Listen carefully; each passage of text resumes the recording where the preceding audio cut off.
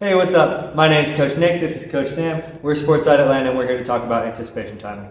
So, Sam, what exactly is anticipation timing? I think it's important for us to address what anticipation timing is not. And what that is it's not anticipation. Like right now, I anticipate no one walking in the door to interrupt this video we're making. I'm pretty confident in that because I know what time people come in and out. However, when we talk about anticipation timing, we're talking about executing a task at the appropriate time to achieve the desired outcome you're after.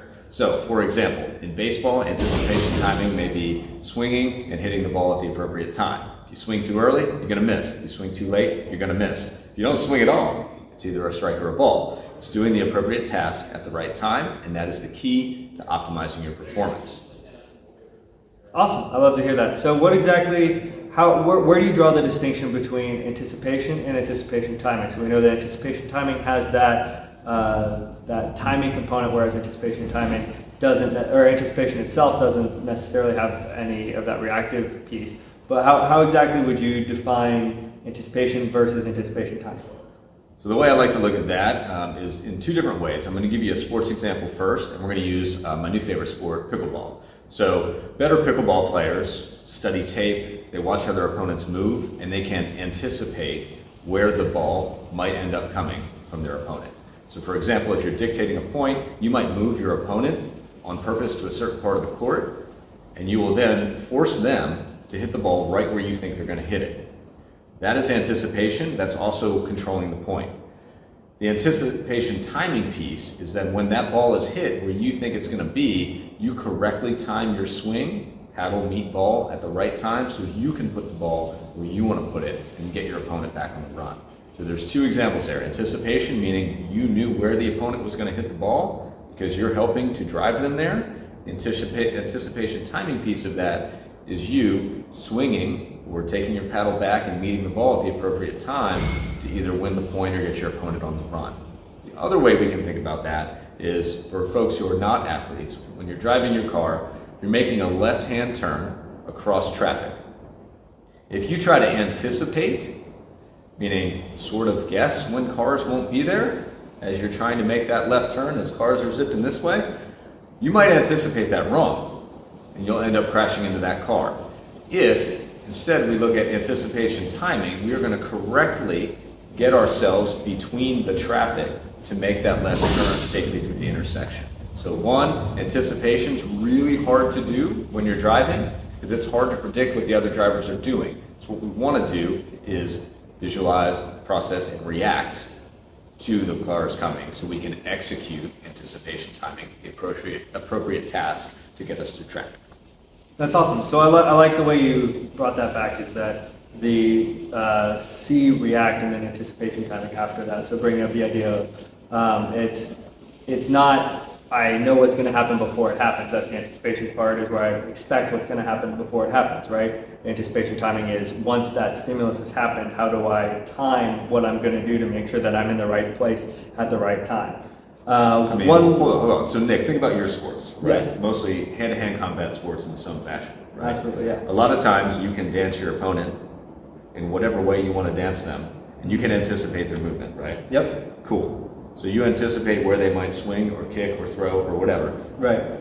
Tell me about anticipation timing in MMA, boxing, or one of your sports. So anticipation timing in MMA or boxing plays less of a role, right? Because it's more based on pure reaction time because it's so fast and you don't really have much time to judge where something's going to be. But anticipation, because of how quickly the margin of error is there, but the closest thing would be if I go to throw a punch at someone, or if I see someone move their head and then I move to go throw that punch and throw that punch where their head is going to be. However, again, based on how fast that is, that's still more anticipation than anticipation timing, because I don't really have the time to see where their head is going and then meet where their head is going to be 9 times out of 10. So another example that you brought up earlier, though, is the baseball example of choosing to not swing. Is that an example of anticipation timing, or is that slightly different than anticipation timing? So Because we're not actually executing the task there, I would argue that that's a bit different than anticipation timing. That is you being able to track and react and process that information that's coming to you so you don't swing. If we had to execute the task and we knew we were going to swing, based on what we saw and processed, hitting the ball at the appropriate time is your anticipation timing piece. So a little bit different. Right, so that choosing not to swing is inhibition as opposed to Correct. that anticipation timing piece, which is going to be, I see the changeup coming and I know I have to hold the swing a little bit longer than I do for the fastball. And so I make that movement at a correct time, so I have a little bit more, it's that like, I have to make a response in a reactive time, but I have a little bit more time that it's not just purely as soon as the stimulus is presented, I have to do the thing. I need to match what I do to the when of what's going to happen. Like another example is in ultimate frisbee. If the frisbee's coming and I close my hand too soon, I've done the wrong thing and I'm not going to catch the frisbee. Same if I close my hand too late, I have to watch where the frisbee is coming and be able to catch at the exact time. Is that correct? Yeah, so let's think about that example. How would you train that then? So if you're trying to train an ultimate frisbee player to close their hand at the correct time to catch the frisbee, what are some things we could do to train that? So this is great because it brings up a couple ideas of the multifaceted skill that makes up anticipation timing. So first, we need to make sure that their depth perception is good, which means we have to look into their eye alignment. So we have to make sure that they're seeing the frisbee at the right place. We have to make sure that they're able to judge that distance correctly. And then we also have to make sure that they're able to execute the time correctly. And so sometimes we might see that if they're too agitated or too aroused, they might commit too soon, and so we want to make sure that slows down. So a couple different things that we could do is work through depth perception drills, so we can work with our visual edge piece of equipment that lets us train the convergence and divergence, which is part of depth perception, and being able to train the eye movement there. We can train various levels of challenge with catch. We can train with the Hiko stick to make sure that as we're throwing, they're picking up on the object sooner, so they have more information coming in. And it just depends on when and where they're going to be, their anticipation timing breaks down. At what point of the skills that make up anticipation timing did that break down? We can also train with the reflection edge board, various moving targets and making sure that they're able to find and hit those moving targets as they move. That way they're seeing the movement, tracking it, and anticipating, using their anticipation timing, not anticipating, using their anticipation timing to meet the target of where it's going to be. Do you have any other ideas? Well, I was thinking too, like, does it matter if they catch the frisbee out here or if they wait for it to come into them? And how can we train that differently? Because sometimes you may be challenged when you're going up to catch the frisbee. Yeah. So how does this change versus this to catch the frisbee? So on a scale initially, if you have to reach for the frisbee, that's going to be inherently more stressful than coming in closer. Second, there's a much smaller margin of error when you're outside. So the first place that my brain goes is to the stress effect of the frisbee being further away versus the frisbee being here, which is a very micro level stress effect, but it's still there. The other thing is that if you're having to catch it way out here, it's more likely that you're being challenged if you have to reach out to catch the frisbee sooner versus if you have to catch the frisbee closer. So one thing that I would start with is letting the frisbee come closer and then work your way further and further and further away as you get used to catching.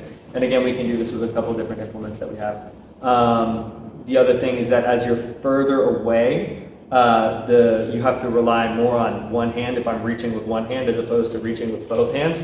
If I reach with both hands, I can kind of clap down on the frisbee, which I still have to do at the right time. But again, there's that greater margin of error that I have.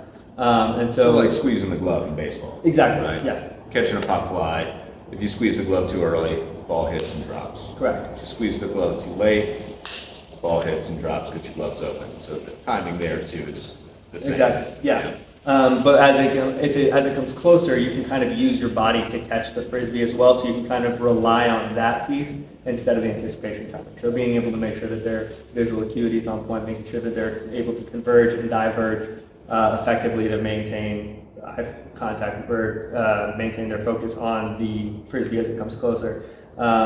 Making sure those things are in line, and then taking that into a dynamic environment where they're having to actually perform the action of catching the frisbee with something like strobe glasses would be a great way to progress that and make that a little bit more challenging so that they can perform better in their games. So I think to kind of sum up, we can both agree that anticipation timing is important for success on the field, on the court, when you're driving, when you're moving about space in life, when you have to execute a task at a specific time to get a desired outcome, right? Absolutely. We can sum that up. Yes. We also discussed that there's a lot of other components that go into that. For sure. And we have to look at those other areas. You mentioned convergence, divergence, depth perception. We need to look at those areas too and make sure that we can clean up any insufficiencies there, deficiencies there, prior to looking at that anticipation timing by itself. So I think there's a lot here.